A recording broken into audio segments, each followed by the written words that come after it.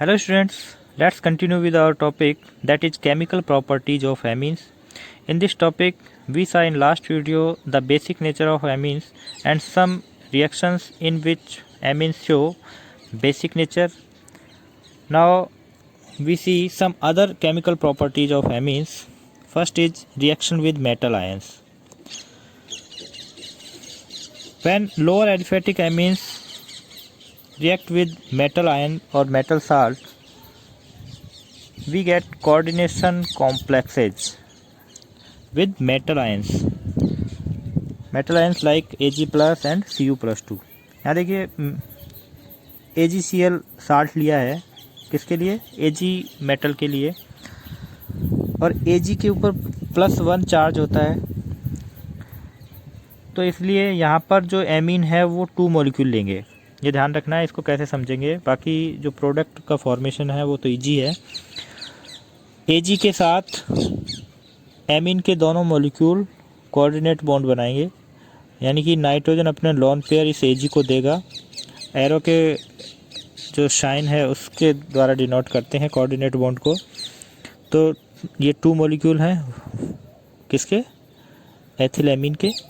और जब मेटल के ऊपर +2 चार्ज होता है तो 4 मॉलिक्यूल हम काम में लेते हैं किसके, एमीन के. ये ध्यान रखना है, इसी तरह से याद रखना है. तो यहाँ अगर कॉपर होता तो एक ऊपर दिखा देते कोऑर्डिनेट बॉन्ड, एक नीचे दिखा देते किसका, एथिल एमीन का. तो इसीलिए मैंने यहाँ होल 4 लिख दिया है. Cu के ऊपर जो चार्ज है वो ब्रैकेट के ऊपर +2 में दिखा देते हैं, और Cl2 जो बचता है या क्लोराइड आयन जो बचते हैं 2Cl- दिखा दो या Cl2 करके लिख दिया है. तो ये कोऑर्डिनेशन कॉम्प्लेक्स हमें ऑब्टेन होते हैं. सेकंड केमिकल प्रॉपर्टीज है alkylation. Amines react with alkyl halide to form amine of higher class. ये रिएक्शन हमने पहले भी देखी थी फॉर्मेशन ऑफ एमीन में. वहाँ हमने इस रिएक्शन की जो स्टार्टिंग है वो किससे करी थी, अमोनिया से. अमोनिया रिएक्ट करती है एल्किल हैलाइड से. लेकिन यहाँ हम पढ़ रहे हैं एमीन की केमिकल प्रॉपर्टी में, तो हम यहाँ प्राइमरी एमीन से इसको स्टार्ट कर रहे हैं. प्राइमरी एमीन की रिएक्शन एल्किल हैलाइड से करवाते हैं. तो हमने देखा था कि यहाँ से हाइड्रोजन को ये एल्किल ग्रुप क्या कर देता है, सब्स्टिट्यूट कर देता है, रिप्लेस कर देता है. तो वो सेकेंडरी एमीन बन जाती है, यानी कि एन के साथ अब एक ही हाइड्रोजन जुड़ा है और 2 एल्किल ग्रुप, एक पहले से जुड़ा था, एक और आके जुड़ गया है. और जब इसके पास एक हाइड्रोजन और है तो एल्किल हैलाइड इस हाइड्रोजन को रिप्लेस कर देता है. तो टर्सरी एमीन यानी कि 3 डिग्री एमीन ऑब्टेन होती है. नाइट्रोजन के ऊपर लोन पेयर होने की वजह से एक मॉलिक्यूल और एल्किल हैलाइड का इसके साथ रिएक्ट कर सकता है और हमें एक साल्ट ऑब्टेन होता है. कौन सा, tetra alkyl ammonium iodide. Aromatic amines also undergo similar reactions. For example, when aniline aromatic amines का example है. Aniline is treated with excess of methyl iodide under pressure. Mixture of secondary, tertiary amine and quaternary salt are formed. तो same reaction process है. यहाँ से hydrogen को replace किया CH3 से, तो किसका फॉर्मेशन हुआ, एन मेथिल एनिलीन. नाइट्रोजन का सब्स्टिट्यूट कहलाता है ये मेथिल ग्रुप, इसलिए एन लगाकर, कैपिटल एन लगाकर इसका नाम सबसे पहले लिखते हैं. और ये है एनिलीन. ये भी एनिलीन है, लेकिन नाइट्रोजन के साथ अब 2 मेथिल सब्स्टिट्यूट जुड़े हैं. जब एन मेथिल एनिलीन को फिर से ट्रीट किया जाता है मेथिल आयोडाइड के साथ, तो N N dimethyl aniline का फॉर्मेशन होता है. ये नाइट्रोजन अपने लोन पेयर इस मेथिल को देकर एक क्वार्टनरी साल्ट का फॉर्मेशन करता है. कौन सा, tri methyl anilinium iodide. Next reaction है acylation. Acylation of amine. Primary and secondary amines react with acid chloride और acid anhydride to form substituted amides. ये है ऑयल क्लोराइड का एक एग्जांपल हमने लिया है, acetyl chloride CH3COCl. When react with methyl amine, तो यहाँ से Cl और इसका H निकलता है, HCl मॉलिक्यूल बाहर निकलता है और इसका कार्बन इस नाइट्रोजन के साथ जाके जुड़ जाता है. तो ये और ये आपस में अटैच हो गए हैं, CH3NHCOCH3. देखिए इसको हम ऐसे भी लिख सकते हैं, देखो समझना क्या कहने की कोशिश है. CH3NH बचा, यहाँ पे हाइड्रोजन निकल गया, NH बचा, और ये इस CO के साथ आकर जुड़ गया। ठीक है, अगर इसको मैं उल्टा लिखूं तो कैसे लिखा जाएगा? CH3 C double bond O NHCH3। ठीक है, इसको उल्टा लिख दिया। ये देखिए क्या है, हम क्या बोल रहे हैं, इसको सब्स्टिट्यूटेड एमाइड है। एमाइड क्या होता है? CH3 इसका एमाइड बनाते हैं CONH2। CONH2 ग्रुप जो फंक्शनल ग्रुप है एमाइड का होता है। और यहाँ देखो ये दोनों, इसमें डिफरेंट क्या है, यहाँ इसके एक हाइड्रोजन की जगह CH3 ग्रुप आ गया है, इसीलिए इसको क्या बोला है? सब्स्टिट्यूटेड एमाइड है। ये भी एमाइड ही है लेकिन सब्स्टिट्यूटेड एमाइड है। और ये इसका क्या है? नाइट्रोजन का सब्स्टिट्यूट कहलाएगा ये। तो इसका नाम क्या है? एसिटामाइड है। और इसका नाम क्या हो जाएगा? N methyl acetamide. समझ गए? अगर यहाँ इस हाइड्रोजन की जगह एक और CH3 होता तो एन डाई मेथिल एसिटामाइड हो जाता। जैसे कि ये एग्जांपल है, 2 डिग्री एमीन जब इसके साथ रिएक्ट करेगा तो डाई सब्स्टिट्यूटेड एसिटामाइड का फॉर्मेशन होता है, एन डाई मेथिल एसिटामाइड।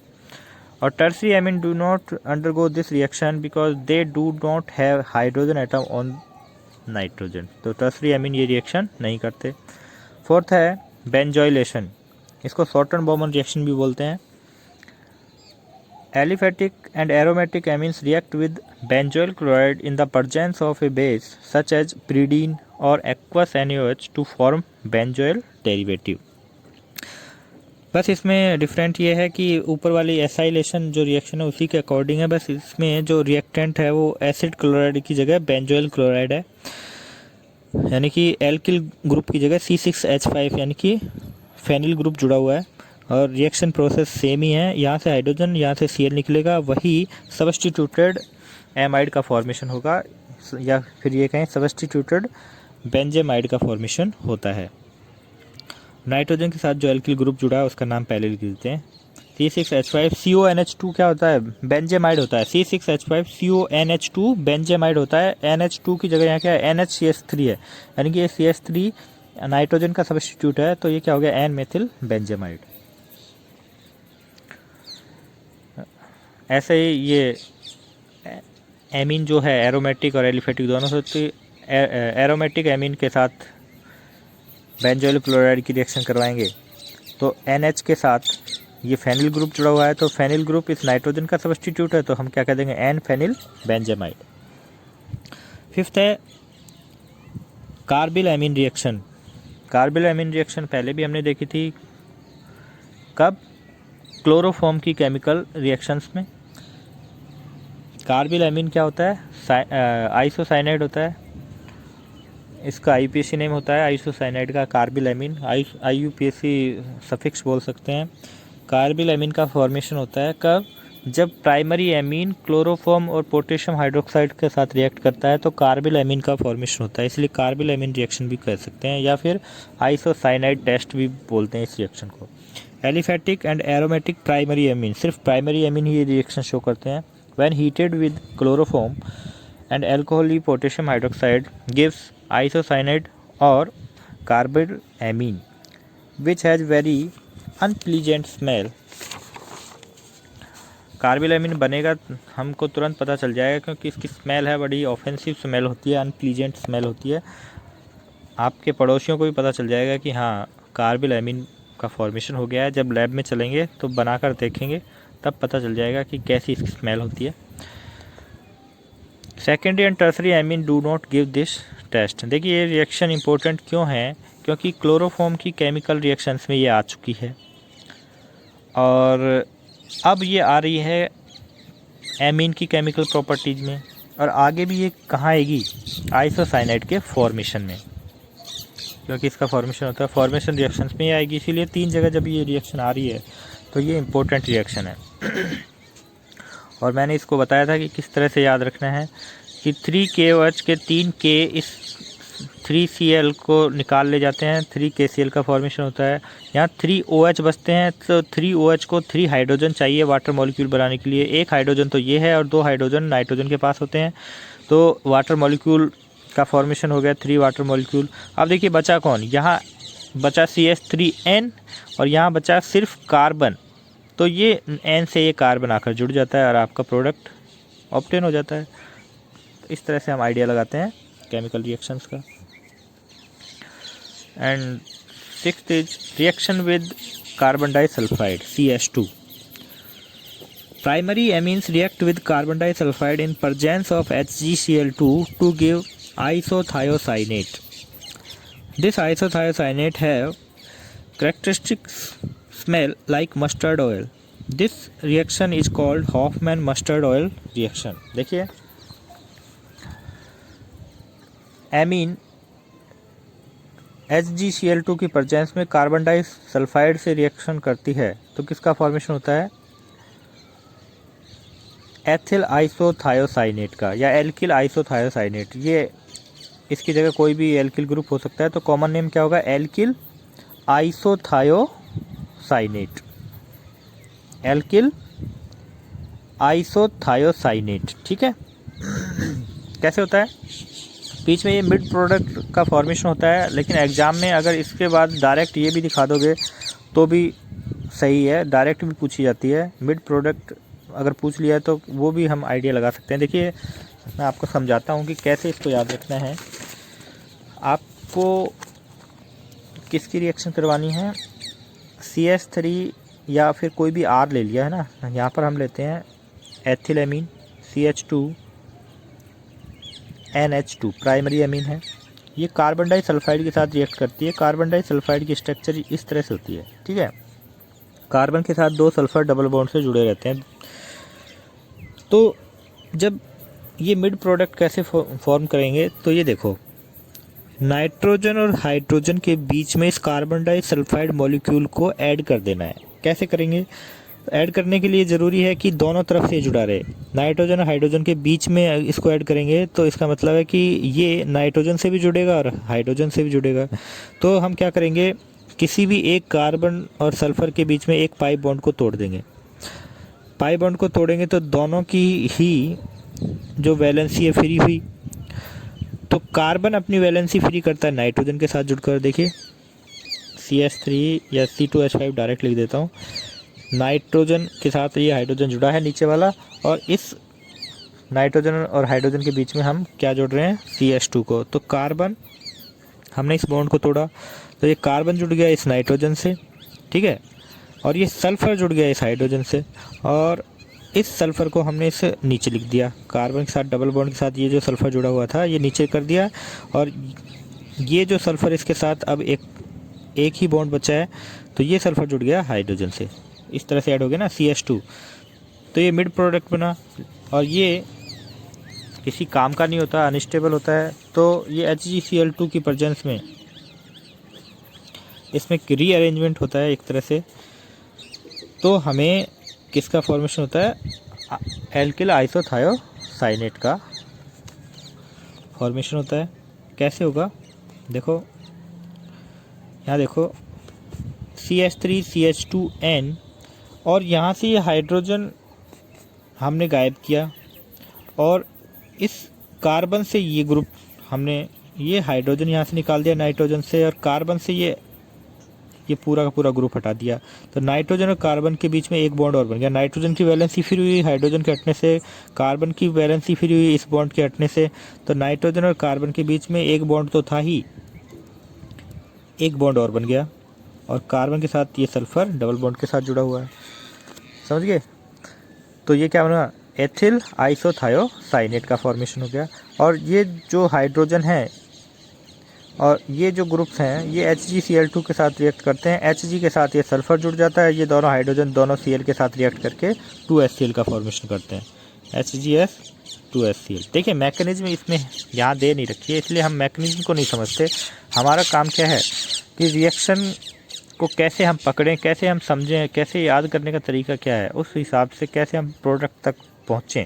और डायरेक्ट अगर हम इस इस रिएक्शन को याद करना चाहें तो डायरेक्ट कैसे याद करेंगे, C2H5 NH2 C double bond S किसकी प्रेजेंस में, HgCl2 की प्रेजेंस में रिएक्शन होगी।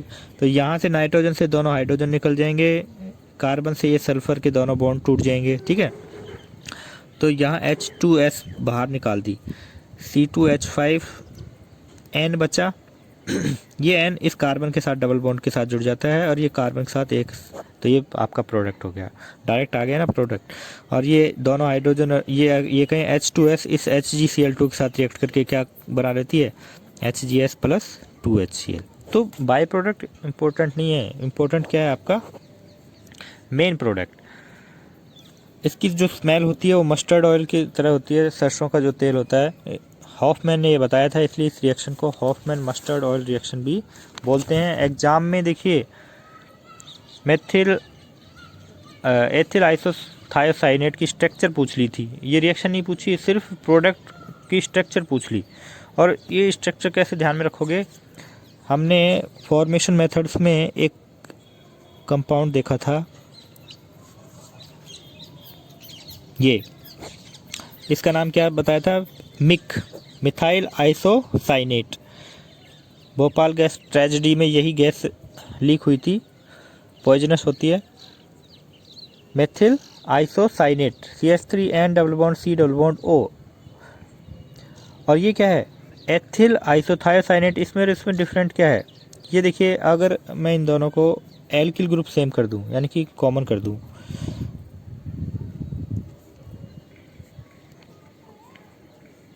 तो इन दोनों में डिफरेंट क्या है, अब डिफरेंट है यहाँ ऑक्सीजन की जगह जब सल्फर आ गया है तो ये क्या हो गया, थायोसाइनेट हो गया है, और ये साइनेट है, ठीक है। तो मिक्स गैस की स्ट्रक्चर अगर आपको याद है, क्योंकि ये छोटी क्लास में भी हम पढ़ते हैं, तो आप थायोसाइनेट की स्ट्रक्चर भी लिख सकते हैं। बहुत से बच्चे गलत करके आए थे, अगर हम कोरिलेट कर देते हैं टॉपिक्स को तो बहुत ही ईजी हो जाता है पढ़ना।